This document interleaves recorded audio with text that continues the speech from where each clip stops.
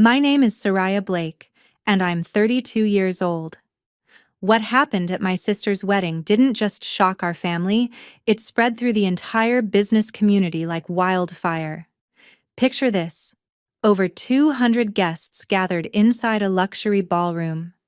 Crystal chandeliers glowing overhead. Champagne glasses clinking. And then my mother's hand slammed across my face so hard my diamond earring flew across the marble floor. The reason I refused to hand over the keys to my $2.3 million penthouse, right there in the middle of the wedding reception speeches. But here's what nobody saw coming. Exactly 1 hour later, when the CEO of one of the most powerful investment firms in the city walked through those doors, my mother's scream echoed loud enough to be heard floors above us. Because that man wasn't just any CEO. He owned nearly half of my father's company. And he had a very specific reaction to what he had just watched unfold. Live. That morning, I arrived at the Silvercrest Grand Hotel at exactly 8 a.m., 3 hours before the ceremony. The ballroom looked flawless. Ivory roses, gold-trimmed chairs, soft candlelight reflecting across polished marble floors. It was everything my sister Lila had dreamed of since we were children. And I had quietly wired $60,000 to help make it happen. Not that anyone would ever mention that. Soraya. Finally. My mother, Evelyn Blake, looked me up and down with thinly veiled disapproval. That dress. Couldn't you have chosen something softer? You look like you're heading into a boardroom, not your sister's wedding. I smoothed down my charcoal silk dress. Clean lines. Elegant. Professional. And yes, exactly something I would wear to a board meeting. Good morning to you too, Mom. Lila looks absolutely stunning, she continued, completely ignoring my greeting. A real bride. You should see how she glows. Of course she did. The comparison wasn't new. For 32 years I had been the wrong kind of daughter. Too ambitious, too independent, too inconvenient. Lila, on the other hand, she was everything my parents ever wanted. Sweet, gentle, traditional, perfect. Soraya, go check the seating chart, my father, Harold Blake, called from across the room. But don't start rearranging everything like you always do. I pressed my lips together. The seating plan was a disaster: divorced couples placed side by side, business rivals sharing tables. But saying anything would just make me the problem again. So I stayed quiet. What they didn't know, what I had never told them, was that I wasn't just some mid-level employee drifting through life. I was the vice president of development at Blackridge Capital, leading our expansion across the Asia-Pacific region. Entire markets moved because of decisions I made. Deals worth tens of millions carried my signature. But in this family, that somehow translated into failure. Too career-driven, too independent, too far from the kind of daughter they always wished I would be. Of course, Dad, I said calmly, adjusting a crooked centerpiece. I'll make sure everything's perfect for Lila. Family comes first, Soraya, he said, stepping closer. You'll understand that when you finally settle down and have one of your own. The words were soft, but the meaning sharp enough to cut. Before I tell you everything that happened, please take a moment to subscribe to the channel, but only if you really enjoy this story. And let me know, where are you watching from, what's the temperature where you live. I'd also like to point out that this story contains some fictional elements and uses AI for educational and emotional purposes. I hope you'll stay with me until the end. At 32, being unmarried had somehow become a bigger failure in my parents' eyes than anything I had ever achieved. Soraya, don't mind him, my Aunt Margaret said lightly, though there was amusement in her voice rather than sympathy. Not everyone can be as lucky as Lila finding love so early. I kept my focus on the centerpiece in front of me, adjusting a slightly crooked candle as if it required all my attention. Around me, the whispers began. Still no ring on Soraya's finger. She's been in the city for years. You'd think she would have found someone by now. Poor Evelyn. At least Lila will give her grandchildren soon. From across the room, my cousin Ethan leaned against a table, smirking. Hey, Soraya. Maybe if you spent less time in boardrooms and more time in real life, you'd have a date today? Laughter rippled through the group. I felt the familiar sting, sharp but predictable. I could have told them about the men I'd dated this year. The ones who smiled at first, then slowly grew uncomfortable when they realized I earned more, knew more, moved faster than they did. I could have told them that being single wasn't a failure, it was a decision. But what would be the point? She's always been particular. My mother Evelyn explained to a cluster of guests nearby. Too picky for her own good. I straightened another centerpiece, my hand steady despite everything. They had no idea who I really was. And maybe that was better. So Soraya, my Aunt Clara, chimed in during the pre-ceremony, mingling her voice overly bright. How's that little apartment of yours in the city? Must be cozy. It's a penthouse, actually, I replied quietly. The group burst into laughter. Clara pressed a hand to her chest, wiping imaginary tears. A penthouse. Oh, Soraya. You and your imagination. She likes to exaggerate, Lila added smoothly as she approached in her wedding gown, glowing under the soft lights. Last year she said she was buying a Tesla. Can you imagine? I had bought one. It was parked outside.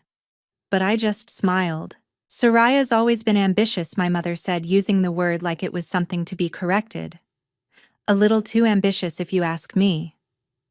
There's nothing wrong with a modest place, my Uncle Victor added with a patronizing nod. Not everyone needs luxury. No shame in that. My phone buzzed softly in my hand. A message from my building concierge. Delivery confirmed for tomorrow morning. Penthouse unit 4,500 square feet, 45th floor. I glanced at the screen for half a second. The penthouse. Floor-to-ceiling windows. A full view of the skyline. Paid in cash after closing one of the biggest deals of my career. I could have shown them the photos. Could have pulled up the feature article from a major design magazine. Could have proven everything. But what would that really mean? That I needed their approval? You're right, Uncle Victor, I said calmly, slipping my phone back into my clutch. There's no shame in living within your means. Lila let out a soft musical laugh. See, Soraya's finally learning to be realistic. The irony was almost poetic. I stepped away from the group and moved toward the tall windows lining the ballroom. Outside, the city stretched endlessly into the distance, and somewhere among those towers, mine stood higher than most. 10 years. That's how long it had taken me to build everything from nothing. 10 years. That was how long it had taken me to climb from an entry-level analyst to vice president. 10 years of 80-hour work weeks, overnight flights across continents, and deals that made headlines in global financial circles. That penthouse wasn't just a place to live, it was proof. Proof that the girl they dismissed had built something real. Proof that I didn't need their approval, their money, or their connections to succeed. Every square foot had been paid for with my own effort. And if I handed it over to Lila like it was nothing, what would that make me? The backup plan. The family safety net. The family. The one who existed only to make sure their golden child never had to struggle.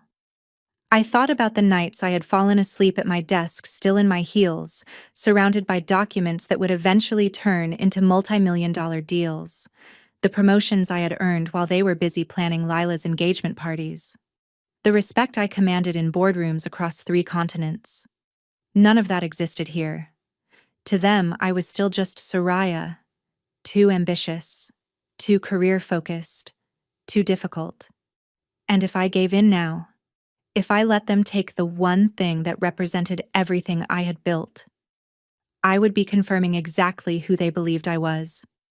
My phone lit up in my hand. A message from my assistant. It was a photo taken that morning.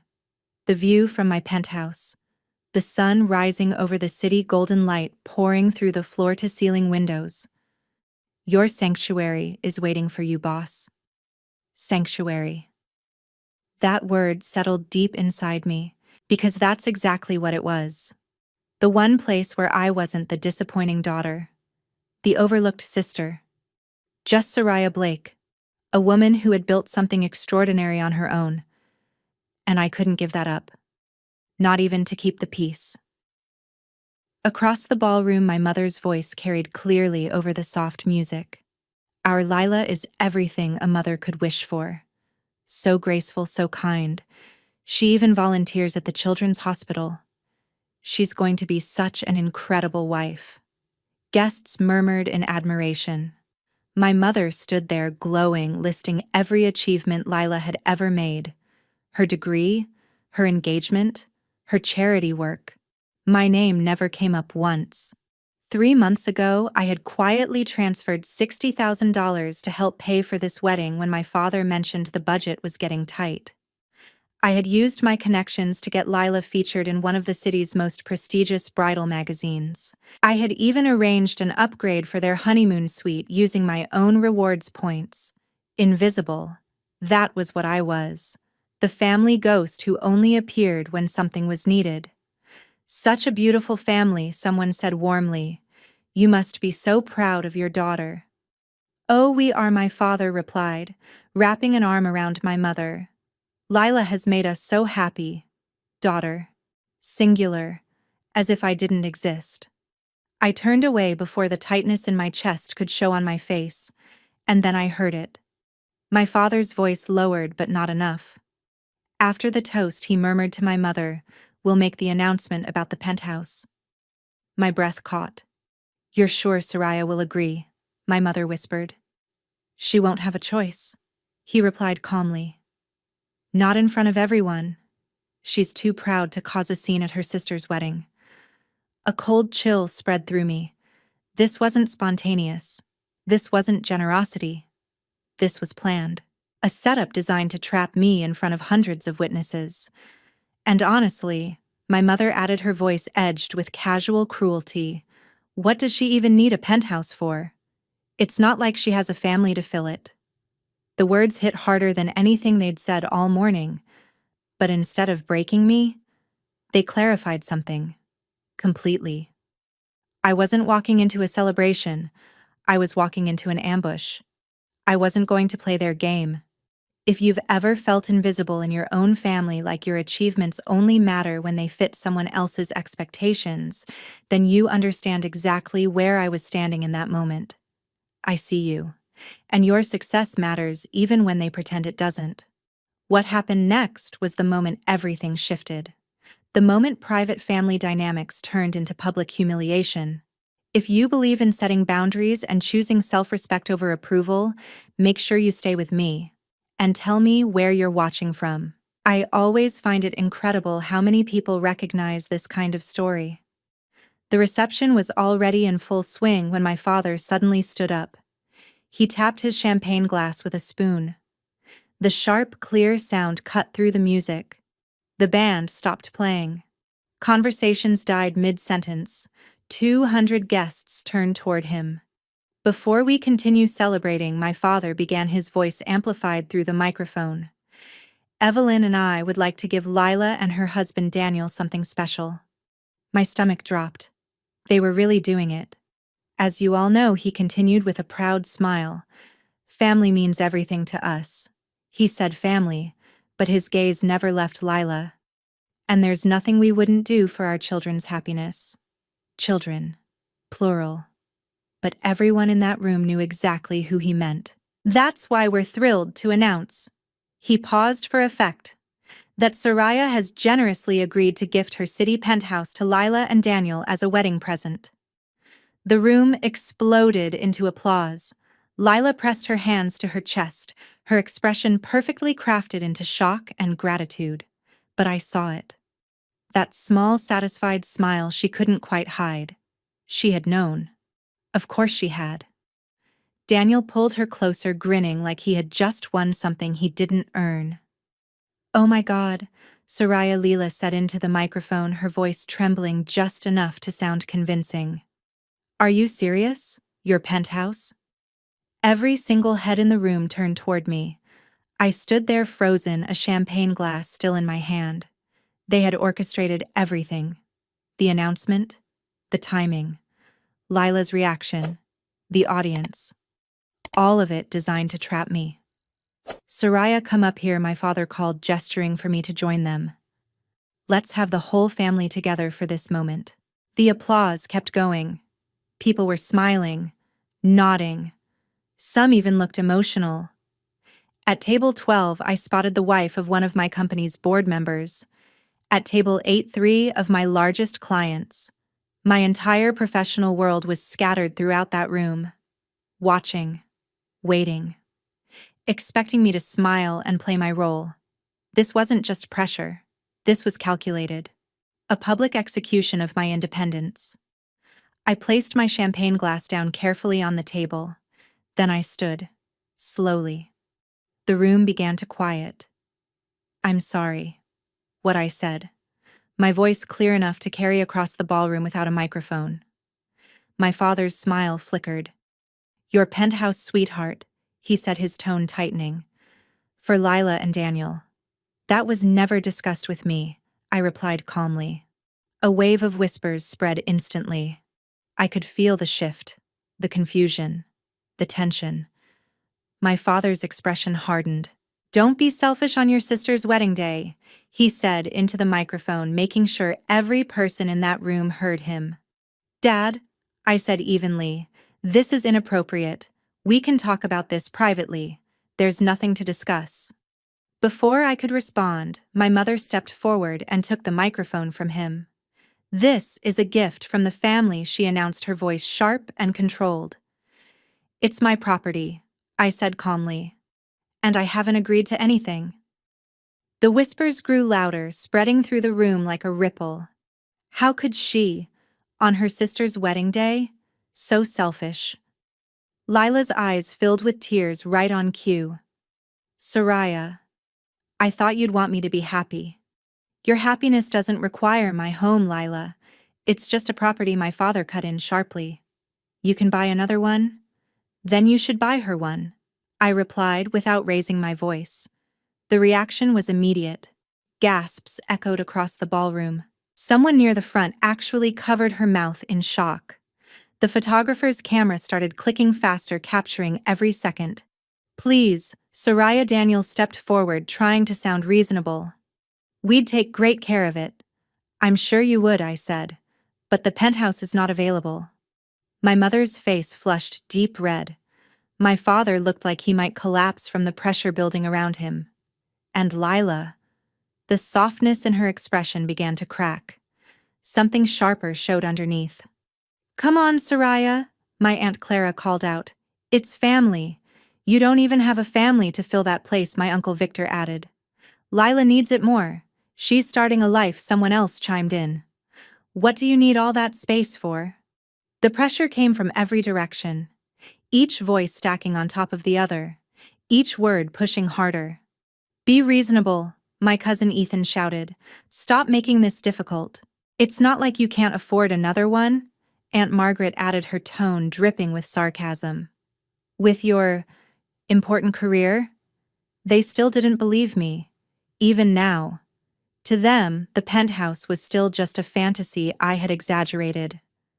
"That's generous of you to assume," I said, keeping my voice steady. "But my finances are not up for public discussion."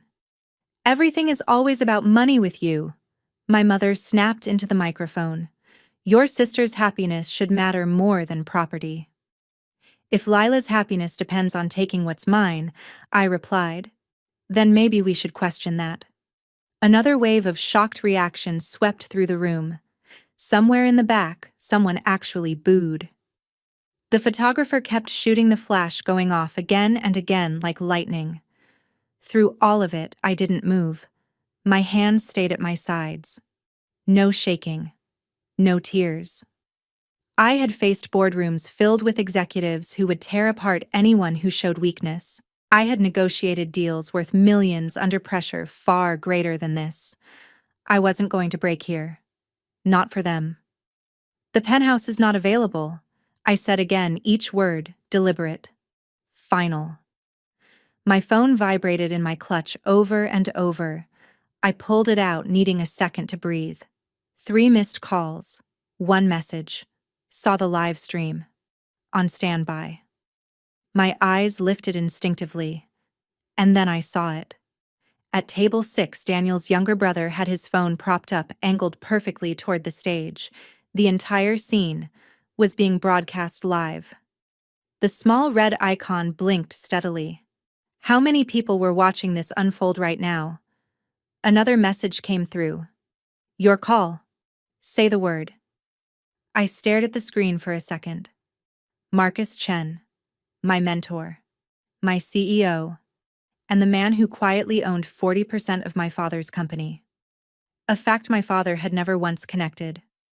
Not with me standing right in front of him. We had kept that information separate for a reason. For a moment, exactly like this. Soraya, put your phone away, my mother snapped sharply.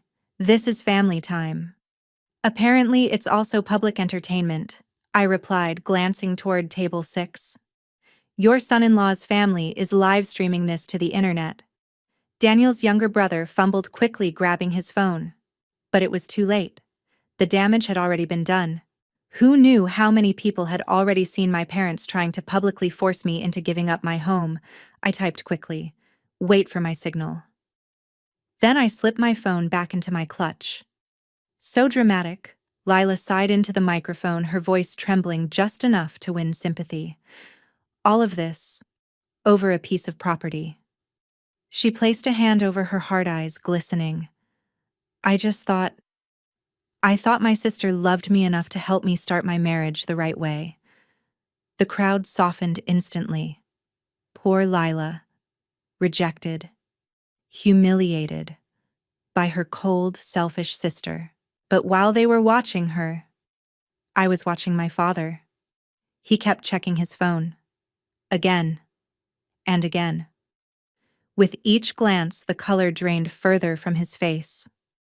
The live stream had consequences he hadn't anticipated. Your wedding is trending, by the way, I said quietly to Lila. Congratulations. She blinked at me, confused for a split second. Standing there, surrounded by judgment, something else surfaced in my mind. A memory from 6 months ago. Marcus sitting across from me, reviewing the contract for my penthouse.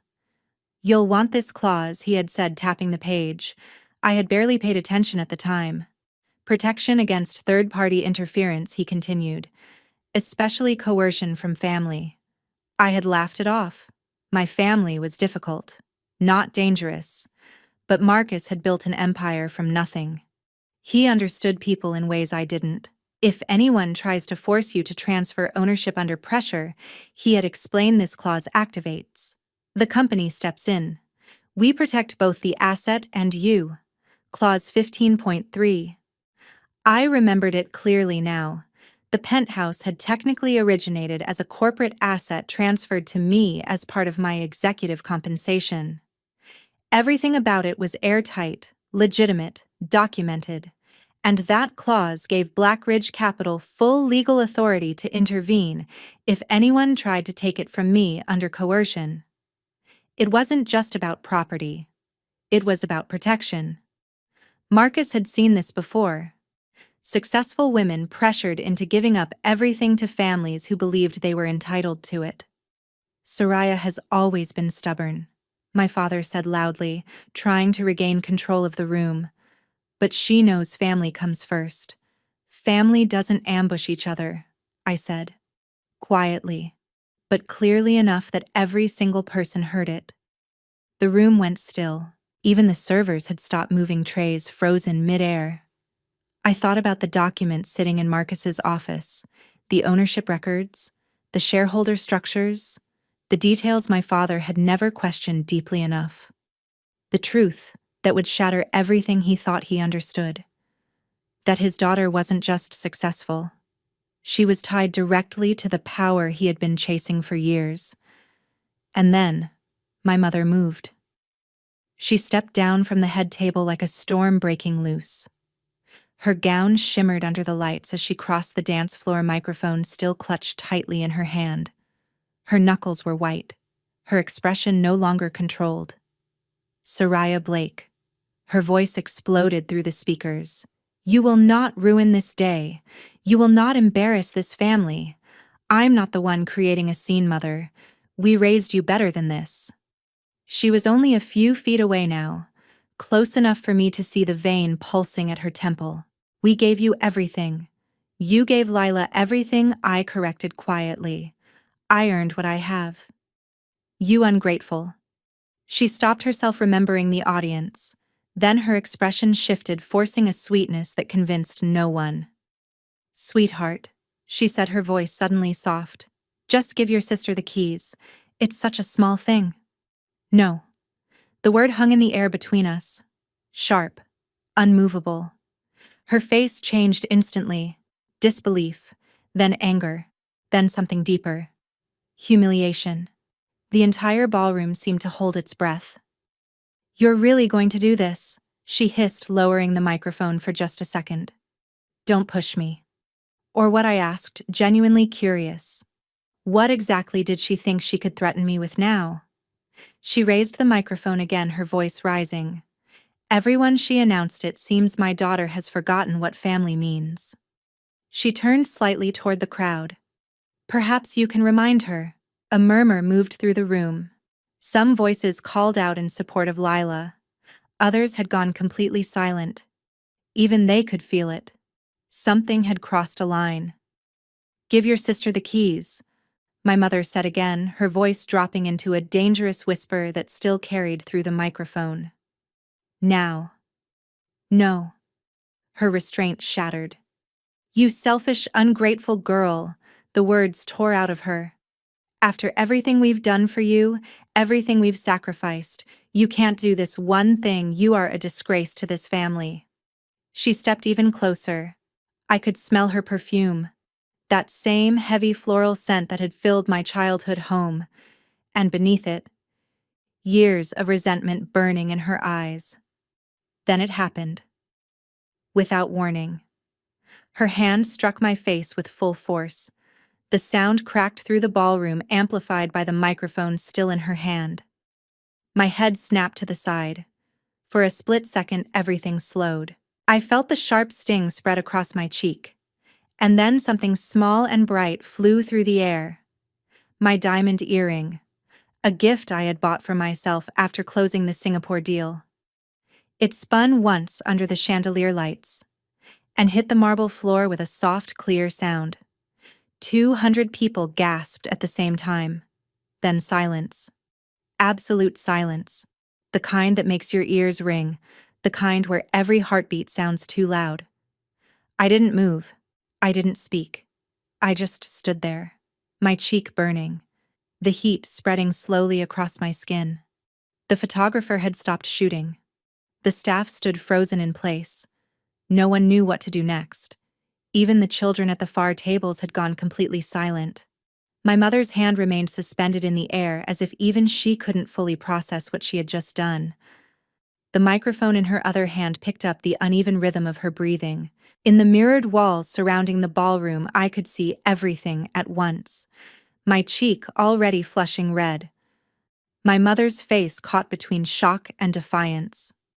My father halfway out of his chair. Lila standing frozen, her hands pressed to her mouth, her expression hovering somewhere between performance and something more real. And Daniel's brother. His phone was raised again, still recording. The earring lay on the marble floor, catching the light from the chandelier. A small thing. Insignificant, really. And yet, in that moment, it felt like the only thing that mattered. I didn't move, didn't speak, didn't even lift a hand to my face. I let the silence stretch. Let it settle over the room. Let it say everything I didn't need to. Then slowly, I walked forward. Each step echoed through the ballroom, the sound of my heels sharp against the marble. Deliberate, measured, controlled. I reached the spot where the earring had fallen and bent down, picked it up, and placed it back in my ear. The entire action couldn't have taken more than 30 seconds, but it felt like a lifetime. I straightened, smoothed the fabric of my dress, and looked directly at my mother. Her hand had dropped, but she still gripped the microphone, her expression shifting, something new, breaking through the anger, something closer to realization. "Excuse me," I said calmly. My voice didn't shake. Then I turned toward the head table. "Congratulations, Lila," I said. "I hope your marriage brings you everything you deserve." I picked up my clutch and walked away. Not hurried, not emotional, just steady. The same way I walked out of boardrooms after closing deals. "Soraya," my father called after me. "Soraya, wait." I didn't stop. I didn't turn around. Behind me, the silence shattered. Voices rose, chairs scraped. Someone started crying. But I kept walking. The moment I stepped outside the ballroom doors, I pulled out my phone and called Marcus. He answered on the first ring. "Soraya." "Green light," I said. There was no hesitation on his end. "Understood. How long do I have?"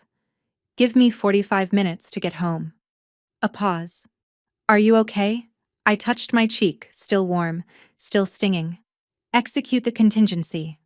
His tone shifted instantly, all business. Already mobilizing the legal team. "Soraya," he added more quietly. I meant, "Are you hurt?" "Nothing that won't heal," I replied as I stepped into the elevator.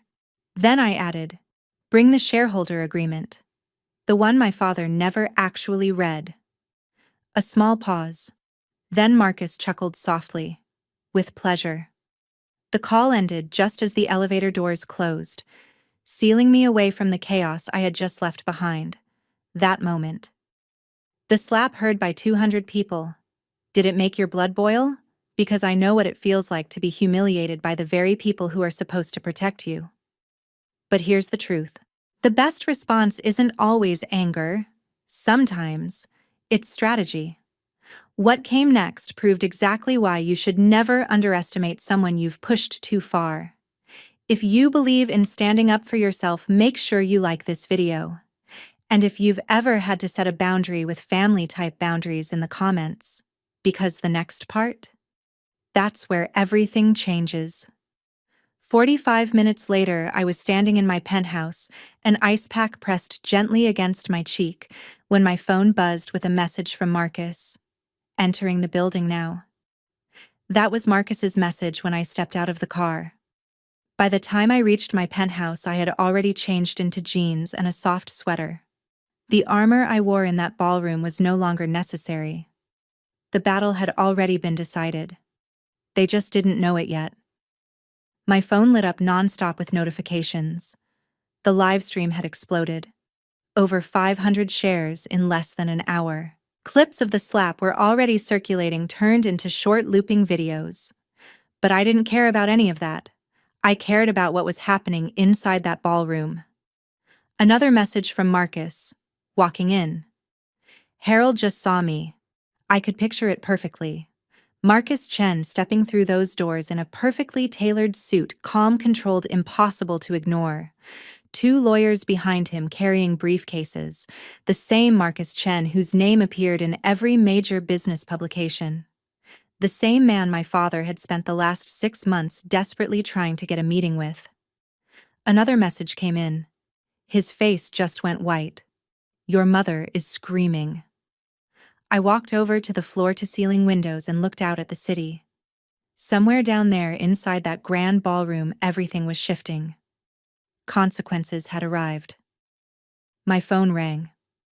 Unknown number. I answered. "Soraya," a voice whispered urgently. It was Daniel's younger brother. "You need to see this. Your dad looks like he's about to pass out." Some guy in a suit just walked in, said your name, and started talking about partnership agreements. Your mom literally screamed when she saw him. "Who is that guy?" "Someone who protects his investments," I said calmly.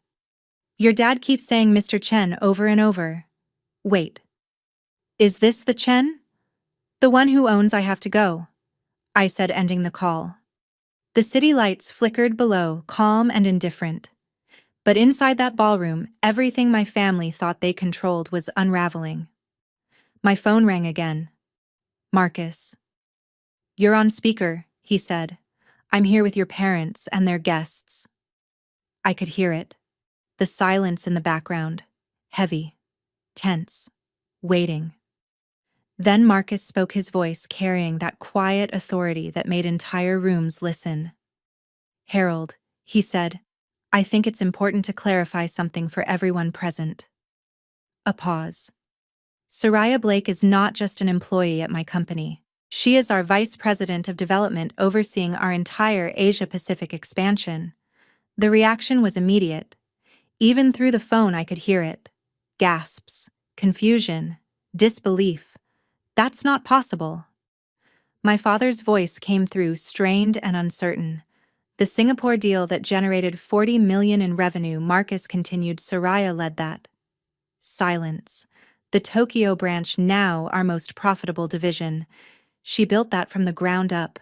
More murmurs. The partnership your company has been trying to secure for over a year. Soraya negotiated every term. You're lying. My mother's voice cut in sharp and desperate. No, Mrs. Blake. Marcus replied calmly, your daughter is one of the most valuable executives in this city. He didn't raise his voice. He didn't need to. The penthouse you attempted to take from her, he continued, was part of her executive compensation package. A package that includes specific legal protections. What protections? My father asked, his voice unsteady. The kind that activate when someone attempts to coerce her into surrendering corporate assets, Marcus said.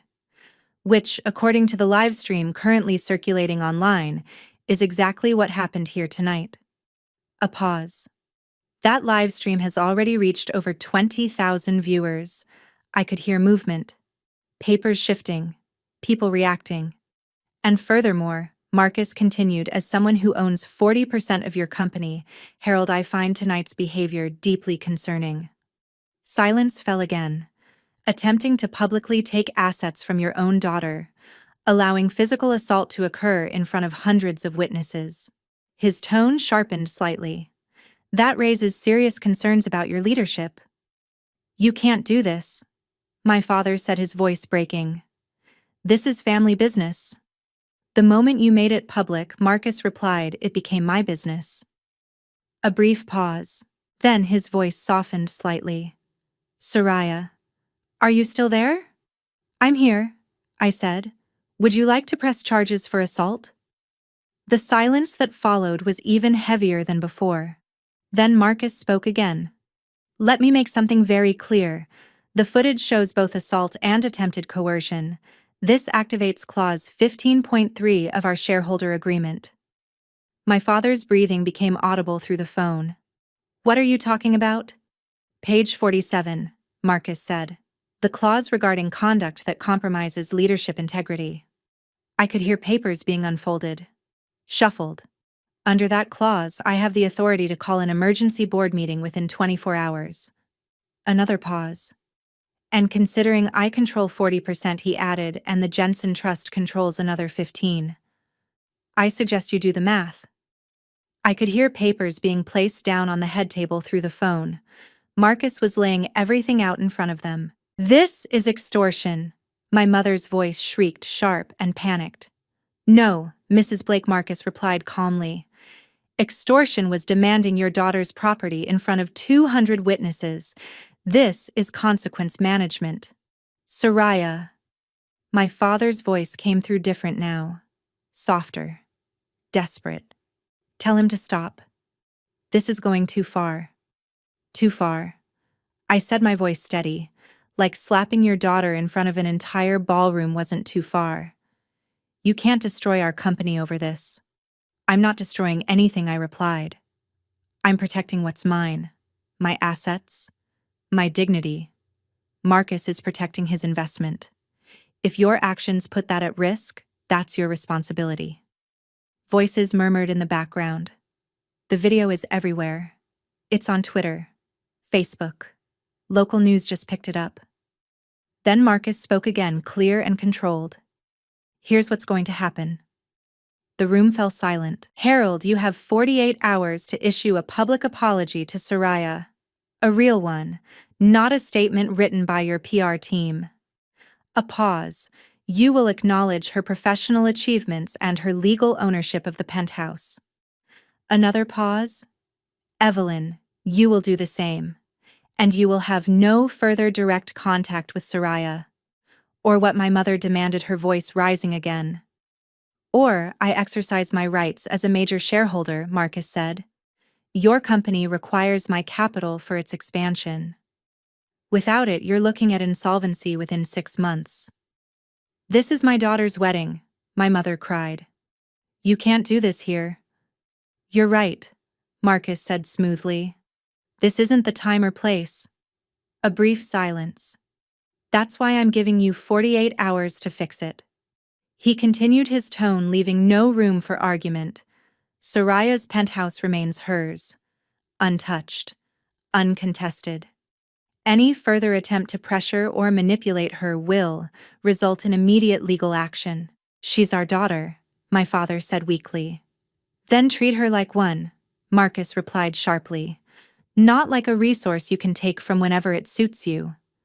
In the background, I heard Lila begin to cry. This is supposed to be my special day. It still is, Marcus said. What happens next is up to your parents. There was movement, chairs shifting, low voices. Then Lila's voice came through again, trembling. Soraya, how could you do this to me? I didn't do anything to you, I said. I refuse to give you my home. Everything else that happened tonight. The announcement, the pressure, the slap. That was Mom and Dad. I paused. The penthouse is mine. I earned it. I paid for it. If you want one, you can earn it too. You're so cruel. No, I said quietly. I'm just done being the one who sacrifices everything. More movement, more voices. Then Marcus came back on the line, closer this time. Soraya, the documents have been delivered. Your parents understand their options. Thank you, Marcus. I'm sorry it came to this.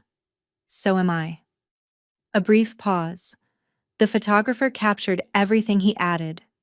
We already have high-resolution copies in case they're needed. Through the phone, I heard my father let out a low, broken sound. 48 hours, Harold Marcus said one final time. Public apology or I call the board. Then quieter, Soraya. I'll see you Monday. The call ended. I stood there in my penthouse staring out over the city. For the first time that day, I could breathe. My cheek still burned. But something else had lifted. A weight I hadn't even realized I had been carrying for 32 years. Within 2 hours, my phone was overwhelmed with messages. The video had spread far beyond that ballroom. It was everywhere. Headlines were already forming. Entitled parents demand daughter's multi-million-dollar penthouse at wedding. Trending. Across multiple platforms. Lila called me 15 times. I didn't answer. My phone kept lighting up with her name over and over again until eventually it stopped. Then came my mother's message. You've ruined everything. Your sister's wedding is destroyed. Guests are leaving. Are you happy now? My father's text came next. We need to talk. Please. But the most interesting messages didn't come from them. They came from his clients. 3 of the biggest ones. Harold. I'm concerned about what I just witnessed. We need to discuss our contract. James Carter Industries. This behavior is deeply troubling. My wife insists we reconsider our partnership. Daniel Park Electronics. I don't do business with people who hit their own children. Contract terminated. Laura Bennett Logistics. That last one alone was worth millions annually. Gone. Just like that. Daniel's family group chat, which I had been added to months earlier, was in complete chaos. His mother had written, "We're leaving. This is unacceptable." His father followed with, "The wedding is on hold until we understand what kind of family we are dealing with." The wedding was collapsing, and I wasn't even there. Marcus texted me privately. Your father just called. He's panicking. 3 more clients are reconsidering. Then another message came in from someone who had been at the ballroom. Your mom fainted when she realized who Marcus is. Completely passed out. They had to call paramedics. I poured myself a glass of wine, a bottle I had been saving. If standing up for myself didn't count as a special occasion, I didn't know what did. Another message came through. My assistant. Boss, you're trending. Also, 5 recruiters have already reached out asking if you're open to new opportunities. Apparently, standing up to toxic family is trending right now. I laughed. Actually laughed. For the first time in days. By Monday morning, the business world had already chosen a side. And it wasn't even close. The video had spread through every major network, every conversation, every boardroom. The story was clear. A successful woman refused to be bullied by her own family. And a CEO stepped in to protect his top executive. My father's company lost 6 contracts in total. The expansion project he had been planning for 2 years collapsed overnight. Without Marcus's capital and with clients pulling out, downsizing became inevitable. Lila's honeymoon to Bali was canceled. Not by her, by Daniel's family. They wanted to reassess the relationship before moving forward. Wedding gifts started being returned, piece by piece. But the biggest surprise came from my own company. Marcus called me into his office that Monday afternoon. The board has made a decision, he said without preamble. We're promoting you. Senior Vice President of Global Operations. I blinked. I got slapped at a wedding, I said. And you didn't fold, he replied. You held your ground under pressure. You protected company assets. You maintained control in a situation where most people would have broken. He leaned back slightly. That's leadership. He paused. I've seen executives with decades of experience crumble when family gets involved. You didn't just survive it, you won. The promotion came with a significant increase in stock options, enough to buy another penthouse if I wanted. But I didn't. The one I had was enough. It represented everything I had built on my own, without them. I donated the bonus from that promotion to a women's shelter. A place that helped people leave situations they shouldn't have had to endure in the first place. It felt right. My father's public apology came exactly 47 hours after Marcus gave his ultimatum. It was stiff, carefully worded, clearly written by lawyers. I apologized to my daughter Soraya for my inappropriate behavior at a recent family event. I acknowledge her professional achievements and her legal right to her property. This matter is now closed. My mother refused to apologize. Instead, she went on a social media rant, calling me ungrateful, selfish, claiming I had been corrupted by corporate influence. Screenshots of her posts spread just as fast as the original video. Most of the comments said the same thing. Now we see where the problem started. The comments didn't hold back. Narcissistic mother spotted.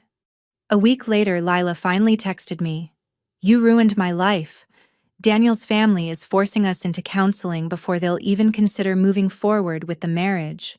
They think my family is toxic. They're not wrong, I replied. I hate you. I stared at the message for a second before typing back. I know. After that, the extended family split almost exactly how you'd expect. Some took my parents' side, insisting that family should always come first no matter what. Others reached out quietly, privately, sharing their own stories about being overlooked, used, never enough. Ethan messaged me. I'm sorry for what I said that day. I didn't realize how bad it really was. Aunt Margaret wrote. Your mother is my sister, but she was wrong. I'm proud of you for standing up for yourself. But the message that surprised me the most came from Daniel. I had no idea about the penthouse plan. If I had, I would have stopped it. Lila needs to grow up. Maybe this is the wake-up call she needed. And I'm sorry about your mom hitting you. That was assault. No excuses. At least someone in that situation had clarity. The next day, I changed the locks on my penthouse. Security was updated with a list of names permanently banned from entering. My parents were at the top.